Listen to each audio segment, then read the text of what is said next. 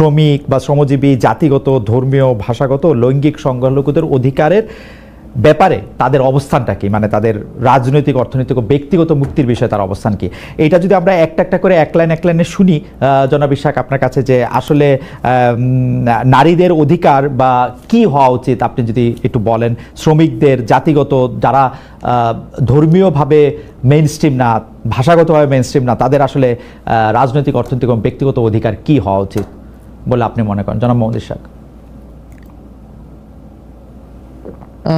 ধন্যবাদ খালেদ মহিউদ্দিন ভাইকে আমাকে আপনাদের অনুষ্ঠানে ডাকার জন্য। শুরুতে আমি কয়েকটা জিনিস বলবো। জুলাইয়ের পর প্রাথমিকভাবে আমি খুব একটা আগ্রহী ছিলাম না এই ধরনের টক শো করতে, এবং আরো অনেককে আমি অনুৎসাহিত করেছি। এখানে একটা রিজন ছিল, আমাদের মেইন স্ট্রিম মিডিয়া গত 15 বছরে তাদের ভূমিকা কি, সেই ভূমিকার পুনর্মূল্যায়ন ছাড়া আমরা যদি আবার তাদের সাথে নিজেদেরকে অ্যালাইন করি, তাহলে আমরা রিকনসিলিয়েশন প্রসেসটাকে বাধাগ্রস্ত করছি কিনা সেটার একটা বিষয়। তো তারপর সবাই আসছে যেহেতু, তারপর আমিও আসলাম, এবং আপনাকেও ধন্যবাদ যে আমাকে ডেকেছেন। কিন্তু জনাব মোহাম্মদ ইশাক, আপনি যে কথাটা তুললেনই, আপনার কি মূল্যায়ন হয়েছে গত 15 বছরে আমাদের ভূমিকা কি ছিল? আপনি মূল্যায়ন করেছেন, মানে কোনো কজ, মানে কোনো একটা কন্টেন্ট অ্যানালিসিস করেছেন কিনা?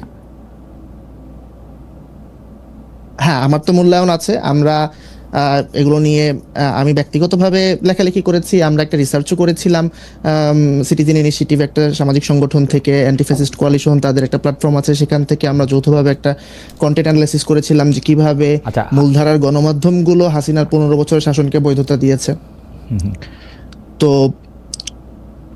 আমি এখানে আলোচনা শুরু করার আগে আপনাকে প্রথমে অনুরোধ করবো যেটা, যে কাইন্ডলি প্লিজ আমাকে একটু সময় দিবেন কথা বলার জন্য।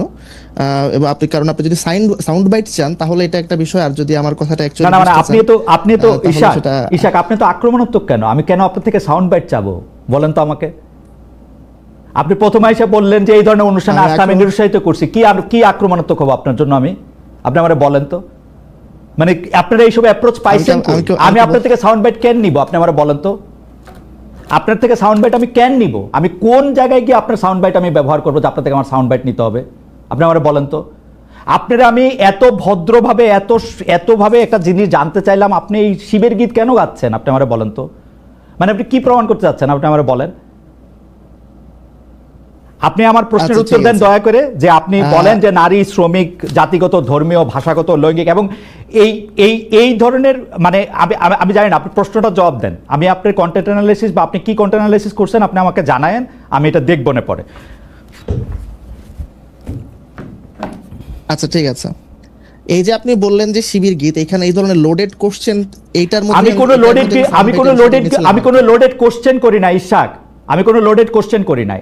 আমি আপনাকে কোশ্চেন করছি, কোশ্চেনের পরিপ্রেক্ষিতে আপনি যে কথা বলছেন সেই কথার প্রেক্ষিতে আমি বলছি যে আপনি ইররিলেভেন্ট ভাবে এই কথাটা এখন আপনি বলতেইছেন, আমি আপনার থেকে সাউন্ড বাইট চাচ্ছি। লোডেড কোশ্চেন আমি করলাম না, আপনি মন্তব্য করলেন। আমি কিন্তু যদি শব্দটা ব্যবহার করেছি, এবং যারা আপনি যদি শব্দটা আমি বলি ইশাক, যদি শব্দটা আপনি ব্যবহার করবেন যখন আপনি এটার মধ্যে আসবেন, পড়বেন, অভিজ্ঞতা হবে, তারপর আপনি বলবেন। আপনি আগে থেকে কেন বলবেন? আচ্ছা ঠিক আছে, বলছেন ভাই, আপনি রাজনৈতিক বিশ্লেষক মানুষ, আপনার একটা মত থাকতেই পারে, আমরা 2 পয়সা সাংবাদিক, আপনি বলেন, আপনার যেটা বলতে ইচ্ছা করে আপনি বলেন। আপনি কিন্তু নিজে বলেছেন, এগেইন মানুষ জাজ করবে এখানে কি আক্রমণাত্মক, না ঠিক আছে, প্রজেকশন করছে নিজে।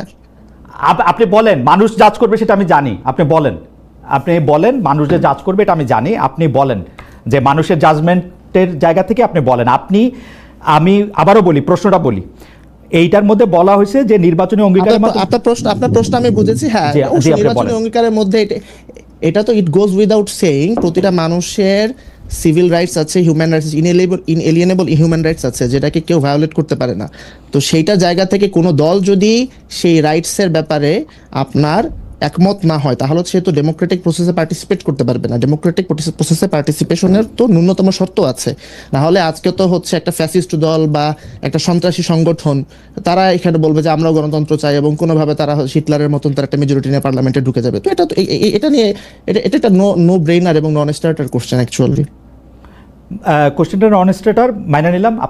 আমি এরকম বহু শুনছি বহু মানুষের কাছে যে কোশ্চেন হয় নাই, স্টুপিড হয়েছে, নন স্টার্টার হয়েছে, সেটা ঠিক আছে, কিন্তু আমি আপনার কাছ থেকে জানতে চাইতেছি যে ধরেন এই যে নারীদের যে নির্বাচনী অঙ্গীকারের মাধ্যমে নারীদের রাজনৈতিক, অর্থনৈতিক ও ব্যক্তিগত মুক্তির বিষয়ে অবস্থান পরিষ্কার করতে হবে। আমি জানতে চাইতেছিলাম যে আপনার অবস্থানটা কি, আপনি কি হইলে আপনি বুঝবেন যে একটা নারীর রাজনৈতিক, অর্থনৈতিক ও ব্যক্তিগত মুক্তির ব্যাপারে তাদের অধিকারটা নিশ্চিত করা হয়েছে। সংখ্যালঘুদের ক্ষেত্রেই বা এটা কি, শ্রমিকের ক্ষেত্রে এটা কি, জাতিগত যারা কম, ভাষাগত যারা কম সংখ্যায় আছে তাদের অধিকারের ক্ষেত্রে এটা কি?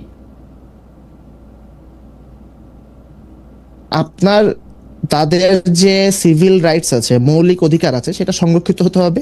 তাদের যে অপরচুনিটিস গুলো আছে, এবং যে অপরচুনিটিস গুলো, ইকোনমিক অপরচুনিটিস, পলিটিক্যাল অপরচুনিটিস এবং অন্যান্য যে সামাজিক সংগঠন এবং সামাজিক যে অধিকারগুলো আছে, সেইগুলো অপরচুনিটিস অ্যাভেল করার অ্যাক্সেস আছে কিনা এবং তারা সেটা করতে পারছে কিনা।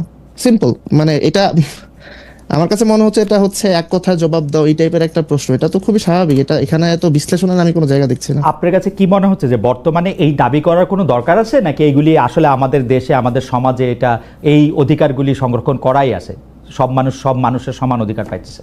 আপনার কাছে কি মনে হয়? আমার কাছে মনে হয় যে এই দাবিগুলো আপনার এখানে করার যৌক্তিকতা আছে।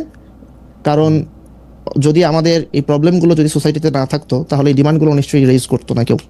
সো যদিও আমরা বলছি যে ডেমোক্রেটিক প্রসেসে আপনার কেউ যদি কারো ফান্ডামেন্টাল রাইটস স্বীকার না করে, তাহলে তাকে আমরা ডেমোক্রেটিক প্রসেসে তাকে ঢুকতে দিব না।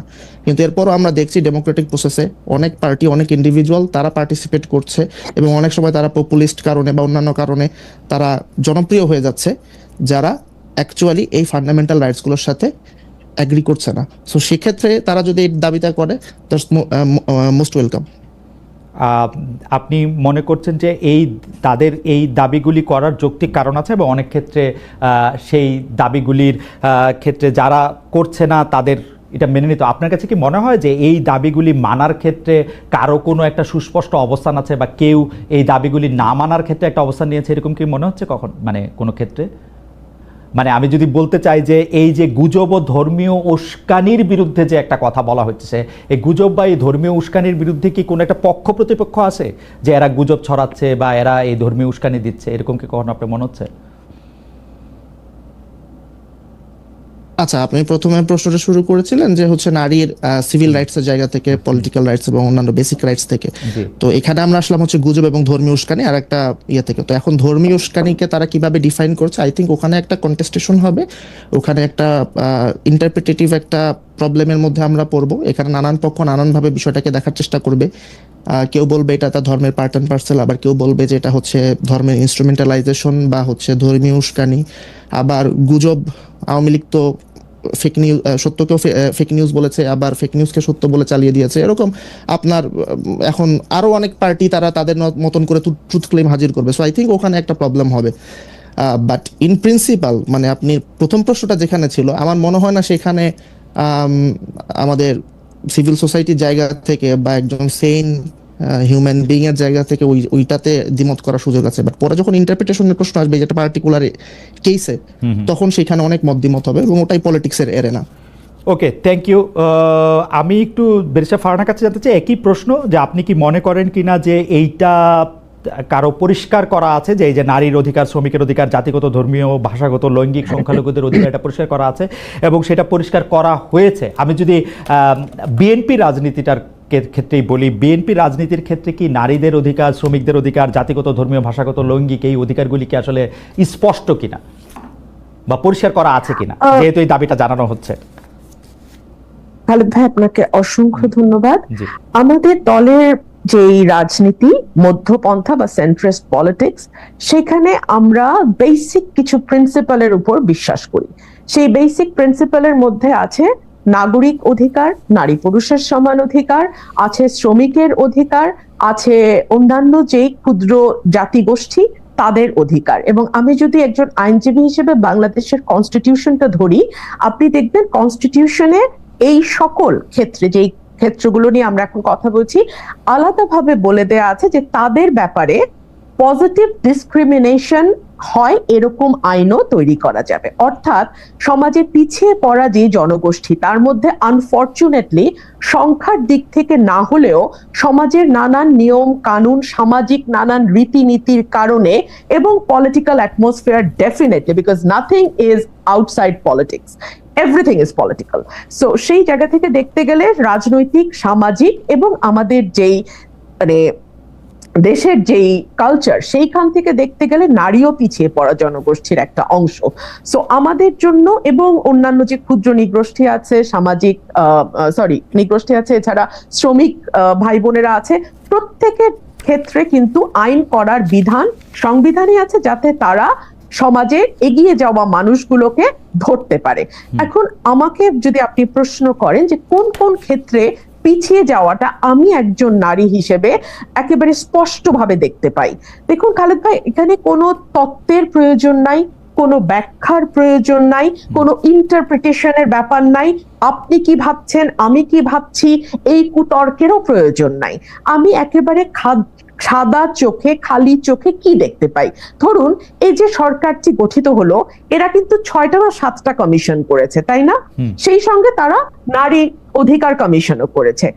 প্রত্যেকটা কমিশনের রিপোর্ট নিয়ে প্রচুর তর্ক বিতর্ক হয়েছে, রাজনৈতিক দলগুলো তাদের যুক্তি তুলে ধরেছেন, পক্ষে বলেছেন, বিপক্ষে বলেছেন, কিন্তু নারী কমিশনের রিপোর্ট বের হওয়ার সাথে সাথে যেভাবে বলা হলো যে এটা নিয়ে কোনো তর্কই হবে না, কমিশন বাতিল করো, এরকম কোনো আওয়াজ কিন্তু বেঁচে ফারানা, আপনার কাছে কি মনে হয় না যে অন্যান্য কমিশনের রিপোর্টগুলি তো সরাসরি ধর্মীয় যে রীতিনীতিগুলি আছে, যে আদেশ নিষেধ বিধিগুলি আছে, সেই বিধিগুলিকে তো আসলে তার সাংঘর্ষিক হয়ে তো সেগুলি আসে নাই।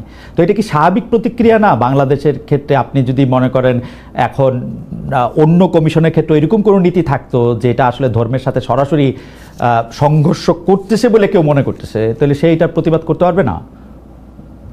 খালেদ ভাই, 466টা সুপারিশ ছিল, তার মধ্যে ধর্মের সাথে সরাসরি সাংঘর্ষিক যদি 10টা, 20টা, 25টা, ধরলাম 100টা, একদম ম্যাক্সিমাম ধরলাম, সেগুলোকে বাদ দিয়েও তো বাকি 366টা নিয়ে আলোচনা হতে পারতো, তাই না? কিন্তু সেই পথটাই বন্ধ করে দেওয়ার কথা হলো। 1, 2 হলো কোন কমিশনের সদস্যকে, আমি আপনার এখানে কোট আনকোট এই শব্দটি উচ্চারণ করছি কারণ আমি চাই না শব্দের ট্যাবুর কারণে আমি শব্দটি উচ্চারণে বিরত থাকি এবং অন্যরা মনে করুক যে এই ধরনের শব্দ তো আসলে ভদ্র সমাজে অচল না। আমার ওই কমিশনের 60 নারী সদস্যদের বেশ্যা ডাকা হলো। আমরা না খুব সহজে বেশ্যা লিখি এবং বলি, কিভাবে আমি জানলাম খালেদ ভাই? ধরুন এই যে আপনার মতন হাজারটা, আমি আসলে এই জীবনে গত 17 বছরে কয়টা টকশো করেছি আমি জানি না, মানে লক্ষাধিক হয়েছে কিনা তাও জানি না, হয়তো হয়েছে। এখানে ম্যাক্সিমাম কমেন্ট আমার তর্কের খাতিরে পাল্টা যুক্তি আমি পাই না। আমাদের সমাজের পুরুষরা এতই মূর্খ, এতই অশিক্ষিত এবং এতই গর্ধব, আমি দুঃখিত আপনার এই ভাষায় বলার জন্য, এতই অশিক্ষিত এবং এতই গর্ধব যে তারা একজন নারীর যুক্তির পাল্টা। কিন্তু বারিশা ফারহানা একটু একপেশে বলতেছেন কিনা যে গালাগালি করা হয়েছে, সেই গালাগালি কিন্তু হেফাজত ইসলামের পক্ষ থেকে, আমি কি বলবো, তারা প্রেস রিলিজ দিয়ে বক্তব্য দিয়ে তারা বলছে যে এটা তাদের বক্তব্য না, এইটা তারা প্রত্যাহার করেছে, এটা তাদের আসলে বলার উদ্দেশ্য ছিল না, এটা তারা সাপোর্টও করে না, এটা এরকম কিন্তু তারা বলছে। আর আপনি ধরেন পুরুষদের গালাগালি আপনি করতেই পারেন, কিন্তু আপনি যদি যারা আপনার অবস্থানটা সাপোর্ট করে না তাদের মধ্যে কিন্তু অনেক নারীও আছেন, ওইটাও কিন্তু একটা বাস্তবতা। খুব ইন্টারেস্টিং কি জানেন খালেদ, নারীরা পছন্দ করে না, কিন্তু আমি এখন পর্যন্ত কোনো নারীকে আমাকে কোনো খারাপ মন্তব্য বা কোনো কুরুচিপূর্ণ মন্তব্য বা গালি এখন পর্যন্ত দেখিনি।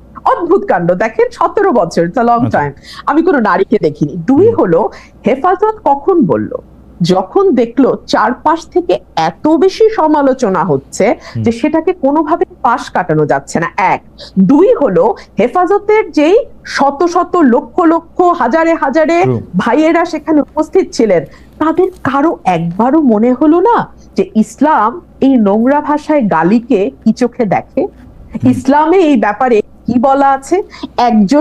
একজন ভাইও কি উঠে দাঁড়িয়ে প্রতিবাদ করে বলেছেন যে আমার ধর্ম এই ধরনের গালিগালাজ প্রশ্রয় দেয় না, অ্যালাউ করে না? কেউ তো বলেন নাই।